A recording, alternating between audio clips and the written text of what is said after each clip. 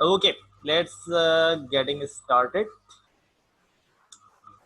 Now we have to start over here for zoology chapter number 1. हमें आज अपना zoology part start लेना है. As per your request, we're gonna have to start zoology today.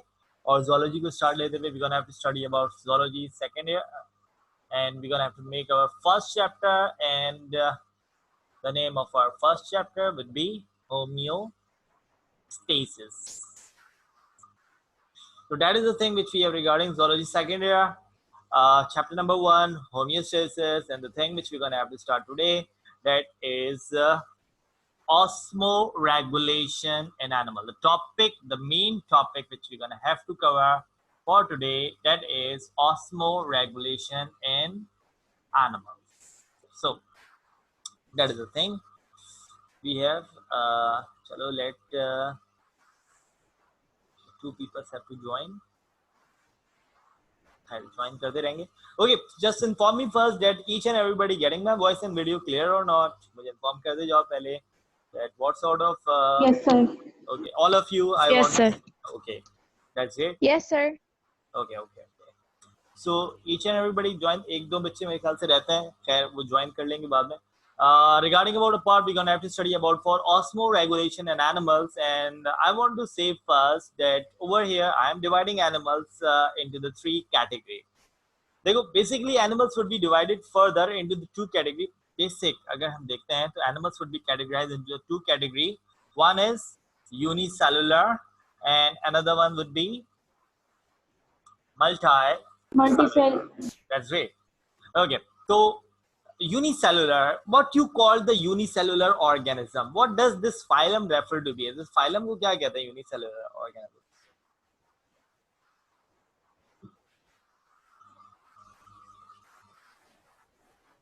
The phylum of unicellulars are referred to be as, so what? कहाँ पढ़ा था unicellular animal तुम लोगों ने? Chapter number 6 में पढ़ा था, 7 में पढ़ा था, 8 में पढ़ा था, 9 में पढ़ा था, 10 में पढ़ा था. Where you have studied unicellular organisms in first year on chapter number 6, 7, 8, 9, 10. तो ये 6, 7, 8, 9, 10 हमारे पास जो chapters थे वो taxonomy पे डील करते थे. तो where you have studied these chapters, either you have studied in 6, 7, 8, 9, 10. Yes class. चलो मैं और किंगडम्स का नाम बता के ले सकता हूँ कि where you have studied unicellular animals, either you have studied in kingdom Monera, kingdom Protista, kingdom Fungi, Plantae, or Animalia. Yes class. Yes. Kingdom prokaryote. In prokaryote, you have to place unicellular animal in prokaryote. ये answer आया मेरे पास.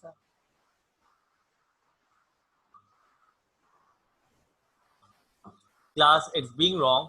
Prokaryotes unicellular तो होते हैं, but they are not having a certain true nuclear membrane. तो prokaryotics प्रोकैरियोटी में phylum ये आपका जो फाइलम प्रोकैरियोटी, सॉरी किंगडम प्रोकैरियोटी है, इसमें जो आप ऑर्गेनिज्म प्लेस करते हो वो यूनिसेलुलर तो होता है, लेकिन वो प्रोकैरियोटिक इन नेचर होता है, उसमें न्यूक्लियर मेम्ब्रेन सही तरीके से फॉर्म नहीं होती. लेकिन अगर बात की जाए ऑस्मो रेगुलेशन इन एनिमल्स के हवाले से, तो we are studying about for unicellular animals, and that is the thing we have to study in phylum protozoa. और कौन से किंगडम में हम इसको प्लेस करते हैं यूनिसेलुलर एनिमल को, जिसको हम पर्टिकुलर यूनिसेलुलर एनिमल्स कहते हैं, that is the thing which is being placed in kingdom protista, और what you can say protoctista, and that is the thing you have studied in your chapter number 7. इस तुम लोगों ने chapter number 7 में study किया था. That unicellular organism, unicellular animal basically you have studied in kingdom protista, that is the chapter number 7. और इसमें तुम लोगों ने फाइलम प्रोटोजोआ, तो you just mark this word that what does it meant to be. इस word को जैसा देखो protozoa, so what you found the name of it, क्या मतलब समझ में आ रहा है protozoa? with what do you mean by this word? ये प्रोटोजोआ का मतलब क्या हो सकता है? any idea?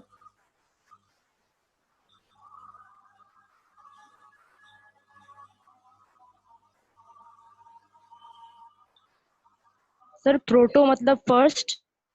Proto means first and zoa means And zoa means, yes, that is the thing which being right. Animal.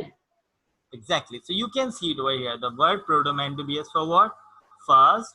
And the word zoa derived from a word zoo, and zoo means what? Zoo means animal. So what does it mean? They are referred to be as the first animal. The first animal we have unicellular, and they are placed in phylum Protozoa, जिसमें हम कौन-कौन से animals place करते थे? Do you have remember? In this we place the animals such as you know very well, amoeba, paramecium, euglena. Anything else? Achainata tuberosa, जो सुक्टोरिया में place होता था class, and very last that is Plasmodium. तो यहाँ पे मैं overview करता जा रहा हूँ तुम लोगों का फर्स्ट ईयर और सेकंड ईयर दोनों, ताकि थोड़ा सा चीज तुम लोगों को रिकॉल होती जाए कि we have to study osmoregulation in animal, and for that we have to select the very first thing, that is unicellular. We know very well that unicellular animal will be placed in kingdom Protista of phylum Protozoa. Protozoa, as by you're saying, it would be placed in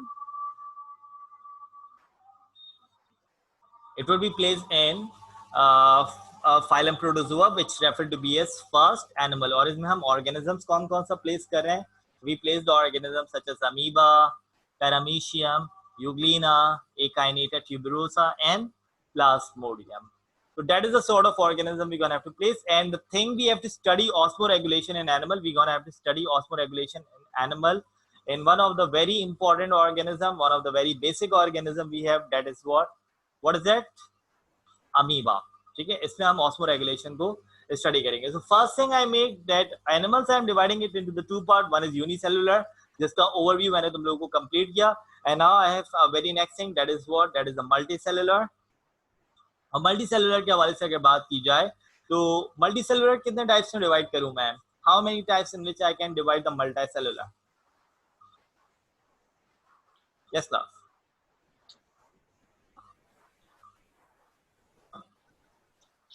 Into how many types? What do you think, class? Into how many types I can divide the multicellular? मैं multicellular को कितने parts में divide कर सकता हूँ? Okay, what it can be? Sir आप kingdoms पूछ रहे हैं, फाइलम्स पूछ रहे हैं?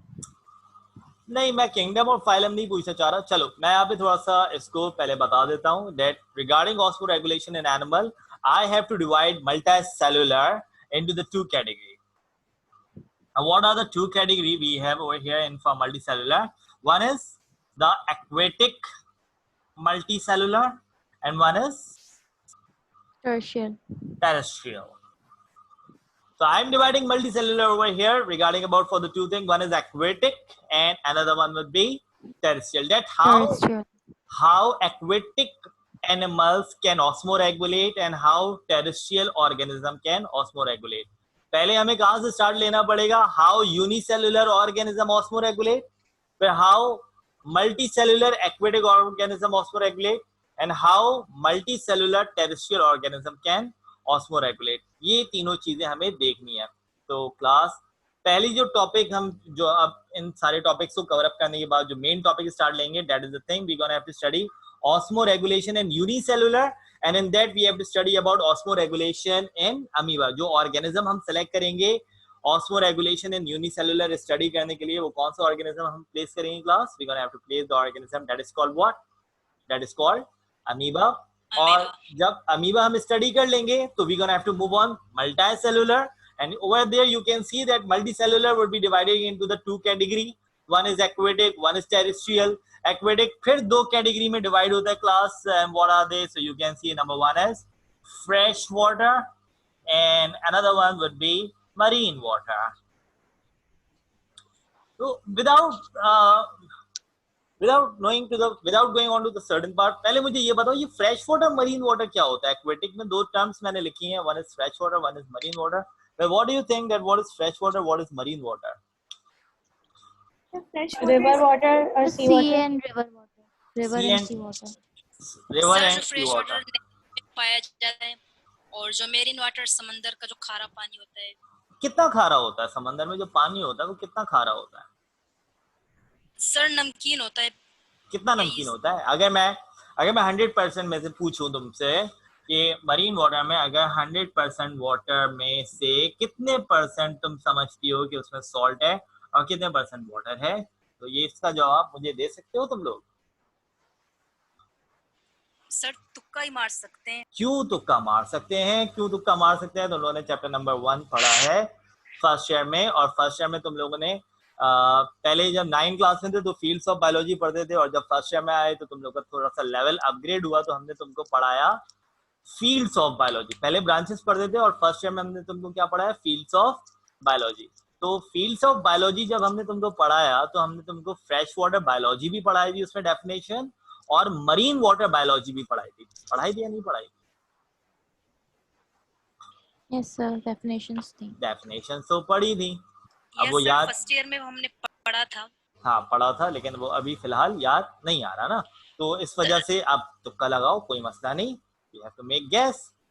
जब गैस करना है तो गैस करो कितने परसेंट तुम लोग के अंदाजे में से, और that is the thing which you have to inform me on your chat. ये चीज मुझे अपने चैट बॉक्स में इन्फॉर्म करो कि तुम लोग के पास तुम लोग क्या समझते हो कि सॉल्ट सी वाटर में कितना है और वाटर कितने परसेंटेज है। ये मुझे अपने चैट बॉक्स में इन्फॉर्म करो, क्योंकि ऐसे तो मुझे समझ में नहीं आएगा। चैट बॉक्स में इन्फॉर्म करो जल्दी, शाबाश।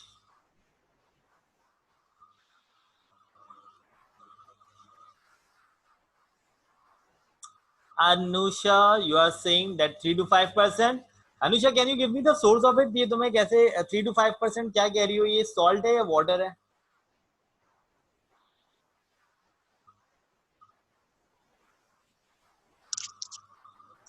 Oh, that's great. Above 80% salty, 98% salt, 4% salt. तो कुछ अजीब से मेरे पास आ रहे हैं। some saying say 80% salty, some says 98% salty, some says 70% salt, and some says 3 to 5% और 4%।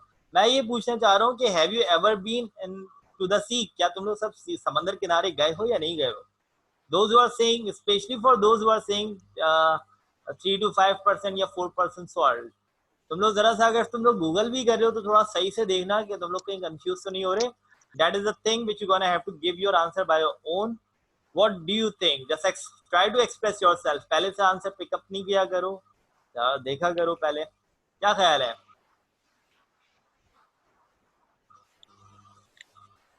सर ज्यादातर सुना है समंदर का पानी बहुत ज्यादा खारा होता है, तो उस हिसाब से ही तुक्का मारा है। ओके, बट ये तो तुमने सही किया ना, बिल्कुल। एक मेरा भी अंदाजा ये होना चाहिए था कि इतने परसेंट होना चाहिए, but I am just asking about for those who are writing that the salt concentration would be around 3 to 5% and some says that it would be around 4%। तो मुझे उनकी बात जरा सा करनी है, जरा सा वो माइक ओपन करें और या तो चैट बॉक्स में बताएं कि भाई व्हाट दे आर थिंकिंग।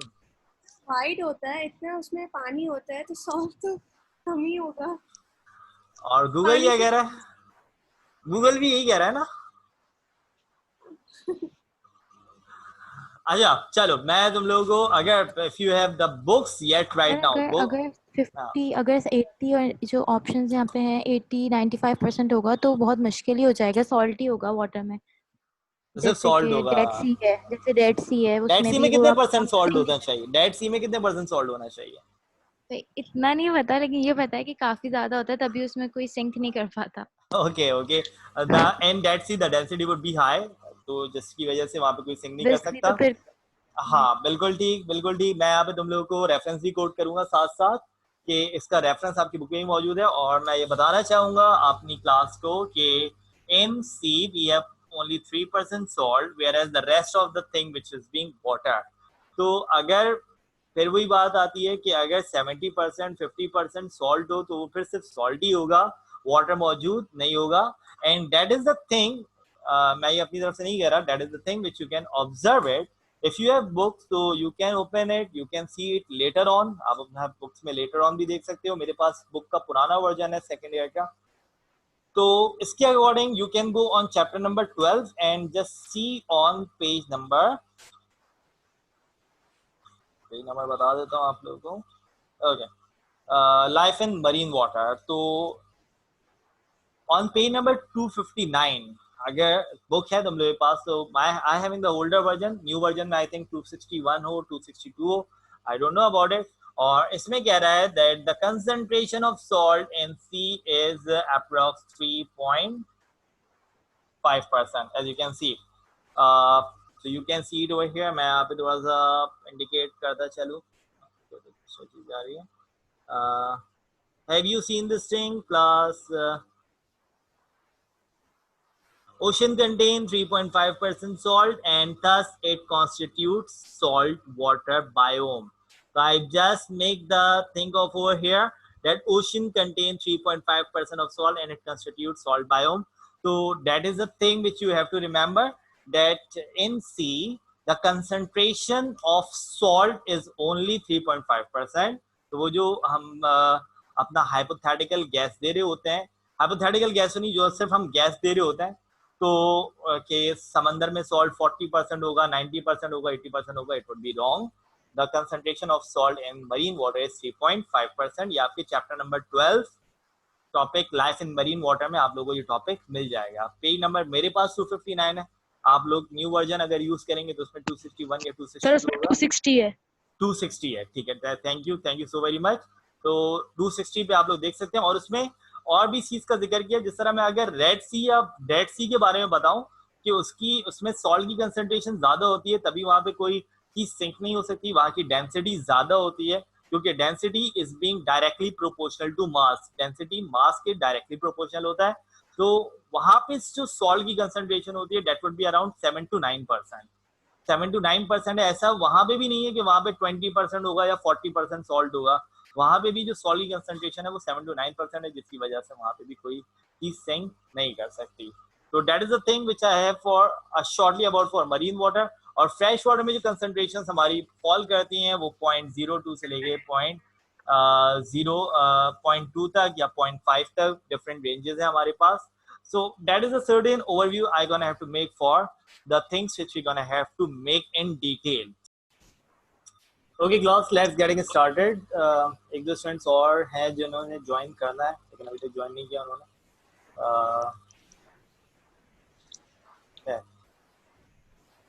हम क्लास को स्टार्ट करते हैं, अगेन कंटिन्यू करते हैं. So where we are heading to the topic we have to study about for osmoregulation in animal, and I told you that animal. Have you gotten the voice and video clear? पहले मुझे clear करो, voice and video clear है? Yes sir. Okay.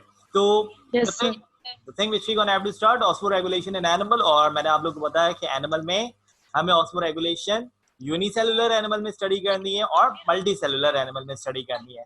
Unicellular animal में जिसको हम select करेंगे, that is the thing which is called what? Which is called amoeba. And the thing which we're gonna have to study for multicellular, in multicellular we're gonna have to study about for the two topic. एक है osmoregulation in aquatic animal और दूसरा topic हमारा बनेगा osmoregulation in terrestrial animal. So let's getting to the part for osmoregulation in unicellular animal. तो हम अपना पहला टॉपिक स्टार्ट करें. ये मैंने ओवरव्यू दे दिया तुम लोगों को. अब जो हम अपना टॉपिक स्टार्ट करें, which is being actually the topic of your book as well. That is we're gonna have to study about a topic that is called osmoregulation and unicellular animal. So that is a topic which I gonna have to start for today. Unicellular animal की अगर हम बात करते हैं, so a very familiar unicellular animal we have to take, that is what? You can see it, that is amoeba. Okay, let's talk about amoeba. तुम लोग को पता है कि amoeba would be placed in kingdom Protista, or what you can say Protoctista, and it is being placed in phylum Protozoa. लेकिन अगर मैं amoeba के बारे में बात करता हूँ, so can anybody tell me what is the class of amoeba? तुम लोगों ने क्लासेस ही पढ़ी हैं. So what could be the class of amoeba? Either it would be placed in flagellata, ciliata, suctoria, rhizopoda, or sporozoa. I want to know the class of amoeba. amoeba की class कौन सी है? flagellata है, ciliata है, suctoria है, rhizopoda है, या फिर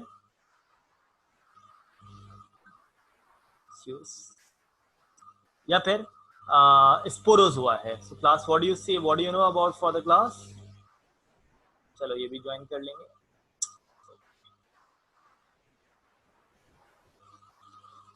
Yes, class. To which class amoeba belongs? Amoeba किस अच्छा वीडियो ब्लर हो रही है. Does everybody having this issue? क्या सबके पास ये इशू आ रहा है वीडियो ब्लर होने का? सर थोड़ा सा ब्लर है. Yes sir, kind of blur. Kind of blur मतलब पहले सही थी अभी ब्लर हो रही है. सर अब सही हो गई. अब सही है. हैं? सर अब सही हो गई. अब कैसे सही हो गया? मैंने कोई जादू तो नहीं किया. खैर सही हो गई, अच्छी बात है. खैर चलो. I want to make sure about for amoeba that amoeba, if you want to know about for its class, so remember that amoeba belongs to class Rhizopoda. तुम लोग को ये सारे features इसके पता होने चाहिए. Although it would not be the part of your second year, but it will be the part of aptitude test. So साथ साथ चीजों को इस तरह से prepare करो कि वो तुम लोगों के aptitude में भी तुम लोगों को count हो. तो class, I want to say कि amoeba belongs to class Rhizopoda. Have everybody can clear this thing? क्या ये सबको दिख रहा है, समझ में आ रहा है? तुम लोगों ने दो चीजें पढ़ी थी regarding we have the two classes of amoeba, जिसको हम Rhizopoda भी कह सकते हैं और Sarcodina भी कह सकते हैं. ठीक है, तो इनमें से कोई भी तुम एक टर्म यूज कर सकते हो for remembering its class. Now a very next question which I'm gonna have to ask, what do you think, what is the shape of amoeba? amoeba का shape कैसा होता है? इरेगुलर. इरेगुलर होता है, मतलब उसका कोई शेप नहीं होता. Either amoeba have cell wall. क्या अमीबा में सेल वॉल मौजूद होता है? नहीं. नो. सेल वॉल मौजूद ही नहीं हो सकता because it is an animal. It's an animal. Let's see, the shape of amoeba is kinda irregular in nature. Okay, what does it contain inside? It contain inside the nucleus and its protoplasm. अगर इसके बारे में बात करूं class, regarding its protoplasm, it would be divided into the two factor. One is ectoplasm, जिसको मैं cell membrane की तरफ draw कर रहा हूं, that is its ectoplasm, and the thing which I made around the nucleus, that is its endoplasm. ठीक है, so that is the thing which we have the protoplasm of amoeba dividing into the two part. One is called ectoplasm, one is the endoplasm. And remember that we have the certain two types of vacuole we have. How many types of vacuole we have? We have the two types of vacuole. One, I mean the word Contractile vacuole and food vacuole. That's very great. Contractile vacuole, and very next thing, that is what? That is the food vacuole. Now, can anybody tell me what is vacuole actually, by the way? Can anybody tell me what is Empty. That's very great. Vacuole meant to be as for what? Empty space. Vacuole derived from a word vacant. Basically vacuole किस word से derive हो रहा है? Vacant से. Vacant का मतलब भी क्या होता है? Empty, खाली जगह. Vacuum. And I just say over here कि हमारे पास vacuole कितने तरह के हैं? One is food vacuole and another one is contractile vacuole. Now we know one thing. We have to know one thing, that is the food. ये बाहर एक food है. It have to come inside the amoeba. ये amoeba के अंदर आना चाह रहा है. ठीक है, ये amoeba में किस process के through enter होगा? Endocytosis या exocytosis? Endocytosis. Okay, the food can come inside the amoeba by means of a process that is called what? Endocytosis. And it uses a mechanism that is called what? Osmosis. And that coming of food inside the amoeba, that is called what? Phagocytosis. Isn't it, class? The coming of food inside the amoeba, that is phagocytosis. And yes, it would be the subtype of endocytosis where the process have to be played, that is called what? Osmosis. ठीक है, अब लाजमी सी बात है, food vacuole है तो वो food vacuole जाएगा कहाँ पे? Into the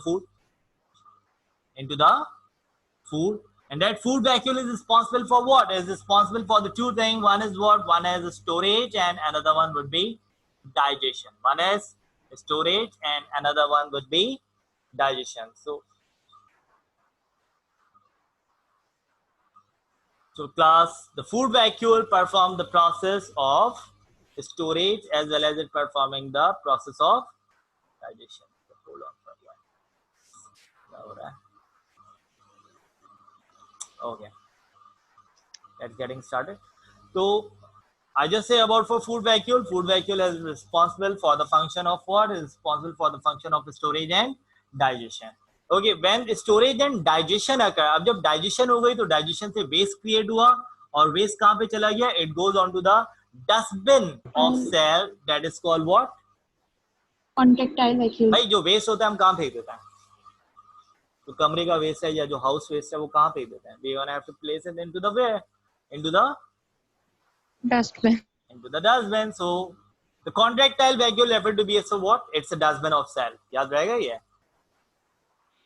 The waste of the cell, the waste of the amoeba goes into the dustbin. That's called what? That's called contractile vacuole. और मुझे बताओ जब घर का डस्टबिन भर जाता है तो क्या करते हो? ड्राइंग रूम में ले जाके रख देते हो या फिर गेट से बाहर ले जाके रखते हो? गेट से बाहर ले जाके फेंक दे. गेट से बाहर ले जाके रख देते हो ताकि कोई स्वीपर आके उसको ले जाए. यही करते हो ना? तो similarly amoeba do the same thing. Okay, when the food come inside, it goes into the food vacuole. It performing the storage and digestion, and when the storage and digestion, when the digestion would be completed, it produces the waste. It goes into the contractile vacuole, and when contractile vacuole fill up, it goes out from the cell. जब contractile vacuole full हो जाएगा, so it goes out from the cell. And what is the process? We can say that the coming out of contractile vacuole out from the cell, that process is called what? Endocytosis or exocytosis? Exocytosis. Okay, that's very great. That is the process which is called exocytosis. And which process have to be followed over here? Diffusion, osmosis, or active transport? Osmosis. Endocytosis.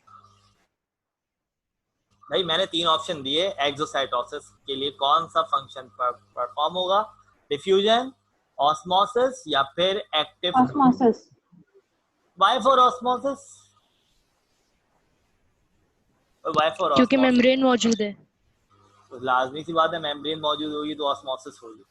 कोई concentration gradient नहीं होता क्या?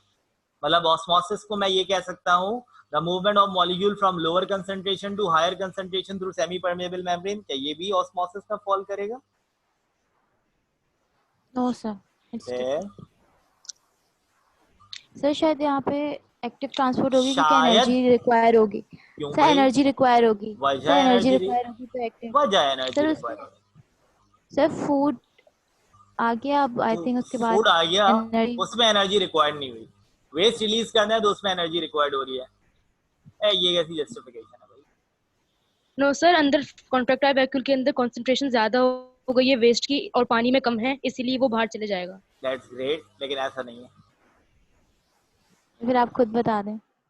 चलो कोई ऐसा मसला नहीं, at least चीज को डिस्कस तो किया. अच्छा देखो, you can ask me sir why, what can be the reason. तुम लोग रीजंस मेक श्योर कर सकते हो कि देखो बाहर जो है कंसंट्रेशन फूड की क्या होती है? It would be what? On outside the concentration of food is high. High. On outside the concentration of food is high, so that's why they are going from the high concentration to the low concentration, and they passes the semi-permeable membrane, so that they having a process that they having a certain process to be followed. That is called what? That is called osmosis. Food यहाँ पे high concentration से low concentration की तरफ move कर रहा है with respect to the thing that is called semi-permeable membrane. So that process is called what? That process is called osmosis. लेकिन मैं यहाँ पे तुम लोग को बताना चाहूँ कि जो कॉन्ट्रैक्टाइल में वैक्यूल मूव करेगा, they are being moving from where? From low concentration to high concentration. एक छोटी सी मिसाल मैं तुम लोग से पूछना चाहूंगा. when you move on to the stairs, जब तुम लोग सीढ़ी चढ़ते हो तो चढ़ने में ज्यादा ताकत लगती है या वापस उतरने में ज्यादा ताकत लगती है? चढ़ने में. और उतरने में उससे ज्यादा ताकत लगती है. उतरने में ज्यादा नहीं, ताकत उतरने में ताकत नहीं लगती. ऐसे ही उतर जाते हो, ऐसे ही उतर सकते हैं ना, मतलब उतरने में ज्यादा ताकत नहीं लगती. तो you are moving from low to high. अगर तुम लो टू हाई जा रहे हो तो तुम्हें एनर्जी रिक्वायर्ड होगी, या तुम हाई टू लो आ रहे हो तो एनर्जी रिक्वायर्ड होगी? लो टू हाई जाने में एनर्जी रिक्वायर्ड होगी. लो टू हाई जाने में एनर्जी रिक्वायर्ड है, और हाई टू लो आने पे एनर्जी रिक्वायर्ड हाई टू नहीं लो आने होगी, पे नहीं एनर्जी होगी। रिक्वायर्ड नहीं होती। तो यहाँ पे देखो फूड की कंसेंट्रेशन हाई है और अंदर फूड की कंसेंट्रेशन कम है, तो फूड हाई कंसेंट्रेशन से लो कंसेंट्रेशन की तरफ आ रहा है with crossing the semi permeable membrane. So over here the thing which have to be followed, that is called what? That is called osmosis. और यहाँ पे फिर मैं तुम लोग को एक बात बताना चाहूँ बेटा कि ये जो osmosis है, that performing what? That is a part of passive transport. That is a part of what? Passive transport. और तुम लोग जानते हो कि ये passive transport क्या होता है? इसमें एनर्जी रिक्वायर नहीं जिसमें होती। एनर्जी रिक्वायर्ड नहीं होती। required नहीं दैट्स ग्रेट कि जिसमें एनर्जी रिक्वायर्ड नहीं होती उसको आप क्या कहते हो? Passive transport. क्योंकि इसमें कंसंट्रेशन ग्रेडियंट कैसे फॉल कर रहा है? From high concentration to low concentration. What if I am talking about for the exocytosis, the waste concentration would be low inside and high on outside. अंदर waste की concentration क्या है? लो, और बाहर क्या है? हाई। तो अंदर से बाहर जाने में ये क्या परफॉर्म कर रहा है? अंदर से बाहर जा रहा है, तो इस प्रोसेस को तुम क्या कहोगे? एक्सोसाइटोसिस। एग्जिट हो रहा है ना वेस्ट। वेस्ट क्या हो रहा है यहाँ पे? एग्जिट हो रहा है। और कौन सा कंसंट्रेशन ग्रेडियंट ये फॉलो कर रहा है? From low to high. और तुम लोगों ने अभी बताया कि लो टू हाई जाने में क्या चीज रिक्वायर्ड होगी? लो टू हाई जाने में क्या चीज रिक्वायर्ड होगी? एनर्जी रिक्वायर्ड होगी। एनर्जी सर, एनर्जी रिक्वायर्ड होगी, and that's why this process to be followed as what? Active trans So would you Active get on to the point कि यहाँ पे क्या हो रहा है क्या नहीं हो रहा? तो I just ask you one simple question over here. What is the thing which is being responsible for performing osmoregulation in amoeba or osmoregulation in unicellular? तो कौन सी चीज osmoregulation कर रही है भाई? फूड वैक्यूल कर रहा है, कॉन्ट्रैक्टाइल वैक्यूल कर रहा है, सेल मेम्ब्रेन कर रही है, न्यूक्लियस कर रहा है. What is the thing which is performing osmoregulation over here? food vacuum How? Food vacuum How? Why?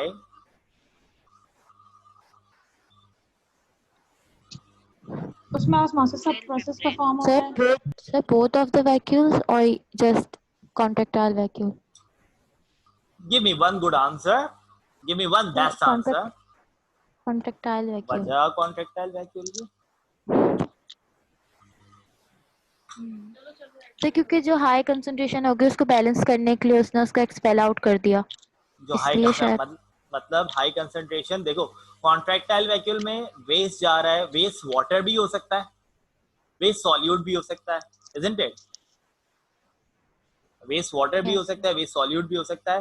And what is the definition of osmoregulation? तुम लोगों ने मुझे कल बताई कि sir the maintenance of solute and solvent, the maintenance of by osmosis, ठीक है, by concentration gradient, ठीक है. तो over here what did I gonna have to say that contractile vacuole is a part which is responsible for performing osmoregulation. Why? Because that is the thing which is being responsible to manage the concentration of salt and water. ये किसी concentration को, ये किसी concentration को manage करे. It manages the concentration of what? It manages the concentration of salt and water. And when it become fill up, it just goes out from the cell. और जब cell के बाहर चला जाएगा तो खाली होके वापस आ जाएगा या क्या होगा?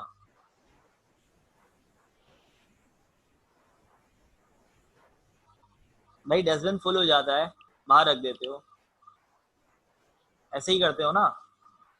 मैं ये पूछ रहा हूँ कि contractile vacuole is acting as a dustbin. जब ये सेल के बाहर चला जाएगा तो खाली करके ये अपना जो भी वेस्ट है ये वापस सेल के अंदर आएगा या वहां पे सेल के अंदर कोई नया पार्ट डेवलप हो जाएगा कॉन्ट्रैक्टाइल वैक्यूल? नहीं, वापस ही आएगा. नहीं, ये वापस नहीं आएगा, ये वापस नहीं आएगा. ये एक ऐसा डस्टबिन है कि जो फुल हुआ और हमने उसको बिल्कुल निकाल के फेंक दिया. सेल ने निकाल के बिल्कुल इसको क्या कर दिया? फेंक दिया, थ्रो आउट कर दिया. और उसकी जगह, उस कॉन्ट्रैक्टाइल वैक्यूल की जगह एक न्यू कॉन्ट्रैक्टाइल वैक्यूल डेवलप होगा. ठीक है, तो ये चीज याद रखना that this contractile vacuole when it goes outside from the cell and from its place a new contractile will be develop. ठीक है, तो जो बाहर गया वो वापस नहीं आएगा. हाँ बोलो. Contractile vacuole at a time develop होगा?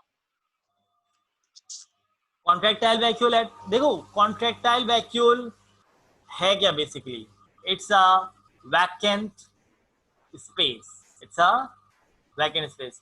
जब यहां से एक पार्ट बाहर चला जाएगा सेल के, तो इसकी जगह एक स्पेस फॉर्म हो जाएगी और उस स्पेस को आप क्या नाम दोगे, कॉन्ट्रेक्टाइल वैक्यूल।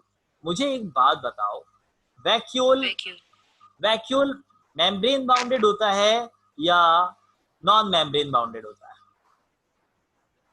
मेम्ब्रेन बाउंडेड होता है। हाँ, नॉन नॉन मेम्ब्रेन बाउंडेड होता है। तो क्योंकि ये एमोएबा में सर तो कोई भी चीज non membrane membrane bounded non नहीं मेम्ब्रेन होगी ठीक क्योंकि है ना, यूनिसेल्युलर है। तो देखो ये वैक्यूल अगर बाहर जा रहा है तो इसकी जगह एक नई स्पेस फॉर्म हो गई और उस नई स्पेस को आपने क्या नाम दे दिया, कॉन्ट्रेक्टाइल वैक्यूल। जो बाहर गया है वो वापस नहीं आ सकेगा, ठीक है। Now let's come on to the part of active transport. अब यहाँ पे एक पार्ट लेते हैं, that is called what, active transport. तो मैं पहले यहाँ पे तुम लोग को एक चीज और क्लियर करना चाहूंगा कि ट्रांसपोर्ट हमारे पास दो तरह की होती है, one is active transport and one is another one is what, क्या है दूसरी, passive transport, passive transport. which transport requires energy? Active transport. Active transport में एनर्जी रिक्वायर क्यों होती है? क्योंकि इसमें हमारे पास जो लोअर मूवमेंट कॉन्सेंट्रेशन होती टू है वो लो हाई टू हाई कॉन्सेंट्रेशन होती है। होती है। तो हाई बेटा होती मैं है। फिर कहूंगा कि अपने आप को स्टेयर्स के सामने रखो और थोड़ी सी एग्जांपल समझने की कोशिश करो। That when you are being placed on to the stairs, तो जब आप नीचे से ऊपर जाते हो तो एनर्जी ज्यादा लगती है या ऊपर से नीचे आते हो तो एनर्जी ज्यादा लगती है? जब नीचे से ऊपर जाते हैं। जब नीचे से ऊपर जाते हैं तो नीचे एनर्जी से लगती ऊपर है जाते और ऊपर से नीचे आते हैं तो एनर्जी नहीं लगती। इसी तरह यहाँ पे देखो, यहाँ पे मैंने तुम लोग को बताया कि अंदर वेस्ट कम है और बाहर वेस्ट की कंसंट्रेशन क्या है, ज्यादा है, ठीक है। तो यहाँ पे जो वेस्ट बाहर जा रहा है, तो ज्यादा है। in order to expel the waste out from the body of amoeba, it require a certain energy। क्योंकि यहाँ पे कंडीशन क्या फॉलो हो रही है, यहाँ पे कंसंट्रेशन ग्रेडियंट क्या फॉलो हो रहा है कि अंदर वेस्ट कम है और बाहर वेस्ट ज्यादा है। तो अगर इस तरह की कंडीशन होती है कि कोई भी मॉलिक्यूल अगर लो टू हाई मूव कर रहा है तो it require energy and that process referred to be as active transport. फिर मैं यहाँ पे बताऊंगा कि, और इस प्रोसेस को आपने क्या कहा, एक्सोसाइटोसिस। लेकिन फिर मैं यहाँ पे बता रहा हूँ एंडोसाइटोसिस में क्या हो रहा था कि फूड सेल के अंदर आ रहा था, फूड की कंसंट्रेशन बाहर ज्यादा थी और अंदर कम थी। तो यहाँ पे मॉलिक्यूल कैसे मूव कर रहा है, हाई कंसंट्रेशन से लो कंसंट्रेशन की तरफ मूव कर रहा है। तो यहाँ पे सिंपल क्या हो रही थी, ऑस्मोसिस, जिसको आप क्या पैसिव ट्रांसपोर्ट कह रहे हो, जिसमें एनर्जी रिक्वायर नहीं हो रही। So class, what you get on to the point for active transport, passive transport? यहाँ पे कोई ऐसा मसला किसी को, so they just inform me. Sir ये समझ में आ गया सर, लेकिन ये बता दें कि आपने अभी कहा था ना कि कॉन्ट्रेक्टाइल वैक्यूल मैनेज कर रही है, मतलब ऑस्मो रेगुलेशन की जिम्मेदार ये है, ये वाली बात समझ नहीं आई। ऑस्मो रेगुलेशन की जिम्मेदार कैसे है सर? ऑस्मो रेगुलेशन अगर कॉन्ट्रेक्टाइल वैक्यूल परफॉर्म करे तो ये एक्टिव ट्रांसपोर्ट क्यों परफॉर्म कर रहा है? यही रीजन है ना बेटा, क्या यही रीजन है? अगर कॉन्ट्रेक्टाइल वैक्यूल, मतलब इस तरह तो फूड वैक्यूल क्यों कहना चाहिए, क्योंकि फूड वैक्यूल में फूड किस प्रोसेस के थ्रू आ रहा है, ऑस्मोसिस के थ्रू। अब ऑस्मोसिस। देखो, अब यहाँ पे क्या हो रहा है, ऑस्मोसिस, सॉरी, फूड वैक्यूल से वाटर एंड वेस्ट कहाँ पे जाएगा, on to the part of contractile vacuole. This contractile vacuole is responsible for acting as the storage, मतलब storage of waste, as well as ये क्या करता है, सेल को वाटर और सॉल्ट की कंसंट्रेशन भी देखता है कि अगर सेल में वाटर और सॉल्ट की कंसंट्रेशन कम हो रही है तो ये सेल को क्या प्रोवाइड करेगा, वाटर प्रोवाइड करेगा और सॉल्ट प्रोवाइड करेगा। और अगर सेल को वाटर और सॉल्ट की नीड नहीं है तो सेल इसको with the respect of some energy इसको क्या कर देगा, बाहर भेज देगा, ताकि इसकी जगह नया कॉन्ट्रेक्टाइल वैक्यूल डेवलप हो सके। मैं एक बात पूछता हूँ तुम लोगों से, एक बात पूछता हूँ छोटी सी।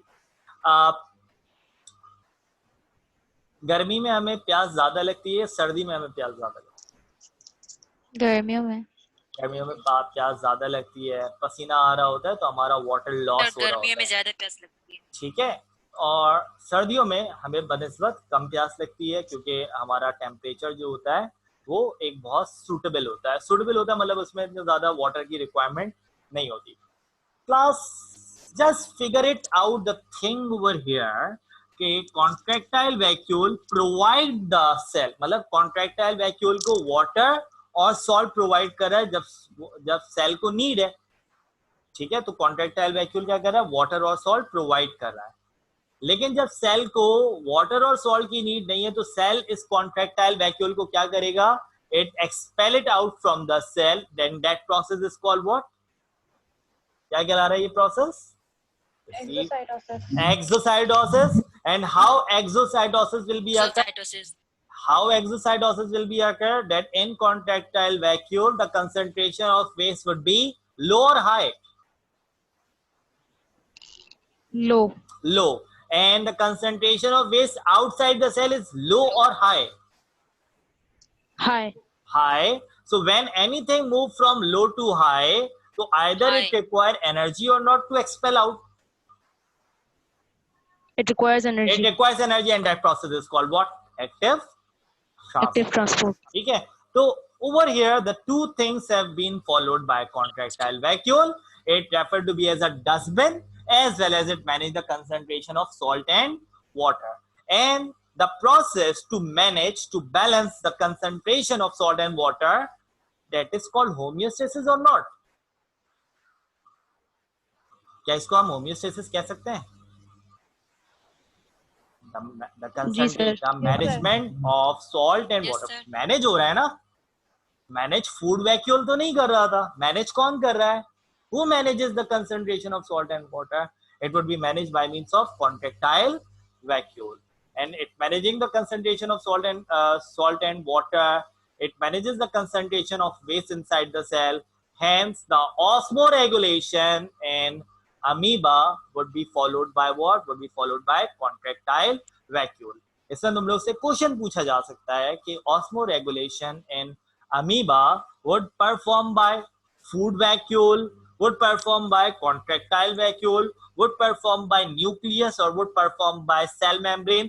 So most of the students which cannot get the concept, they just tick the part of cell membrane, food vacuole, ठीक है। लेकिन which having a good concept, good command onto the topic, they just mark, and the thing which is being right absolutely, that is what, contractile vacuole. Would you get to the point, class? अब Yes, कोई मसला, sir. अब कोई मसला किसी को, open discussion करो, कोई अगर चीज इसमें समझ में ना आई हो, so you better ask me with that part. Sir ये क्वेश्चन रिपीट करने जो आपने किया है नोट करने की। हाँ नोट करो, बिल्कुल करो। कि मैं क्वेश्चन क्या बोला था बताना, भूल गया। हाँ एमसीयूज मैंने पूछा था कि osmoregulation in animal, what is the thing which is responsible for osmoregulation in animal, what is the thing which is responsible for osmoregulation in animal, either the food vacuole, either the contractile vacuole, either the cell membrane or nucleus. तो बताना बेटा कौन सी चीज है जो osmoregulation कर रही है अमीबा में?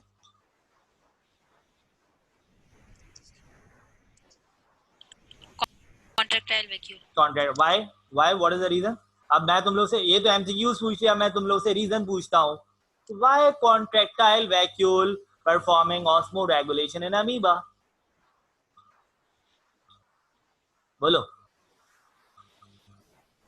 रीजन भी तो दोगे ना, खाली एमसीक्यू से तो सॉल्व नहीं because it is maintaining the solute and solvent content of amoeba. maintaining the concentration of salt solute as well as the waste of the cell.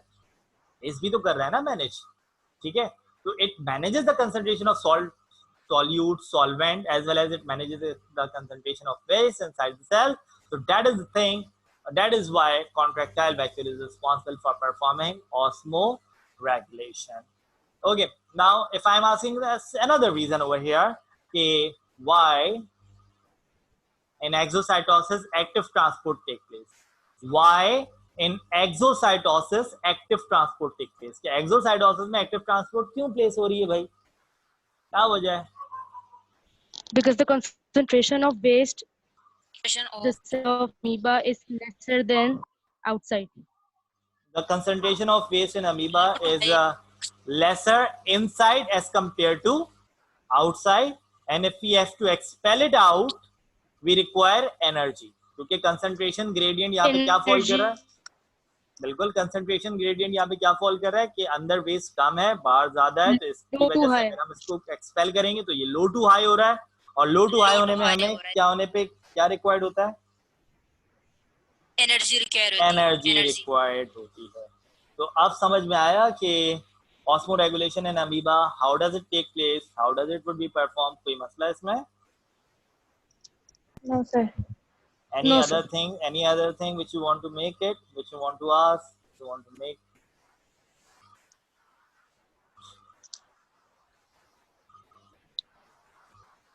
Okay. So that is the thing which we're gonna have to end our lecture. कोई मसला नहीं है इसमें तुम लोगों को? Isn't it? कोई मसला नहीं है class? So on tomorrow we're gonna have to study about for osmoregulation in multicellular animal, and the first thing which we're gonna have to start, that is multicellular osmoregulation in aquatic animals. कल हम aquatic animals के बारे में study करेंगे. How does osmoregulation take place in aquatic animal? So इंशाल्लाह we will make our class. कल तो मेरे ख्याल से क्लास नहीं है, तुम लोगों की तो क्लास नहीं. कल आज वेडनेसडे है, कल थर्सडे, कल तो कहीं और क्लास है. मेरे ख्याल से अब कल क्लास नहीं है. आई थिंक सो क्लास जी सर अगले हफ्ते है. अगले हफ्ते है. सो Yes, sir. till then take care a lot. अपना बहुत ख्याल रखना, because there is a huge pandemic condition outside. ज़्यादा घर से बाहर नहीं निकलना. Drink the plenty of warm water. So till then take care. Allah Hafiz. You can get the video soon inshallah. आज तो नहीं, इंशाल्लाह रात तक या फिर कल तक तुम लोग को इंशाल्लाह वीडियोस मिल जाएं. Till then take care class. Allah Hafiz. I'm ending my meeting. Allah Hafiz, sir. अल्लाह हाफिज़ सर.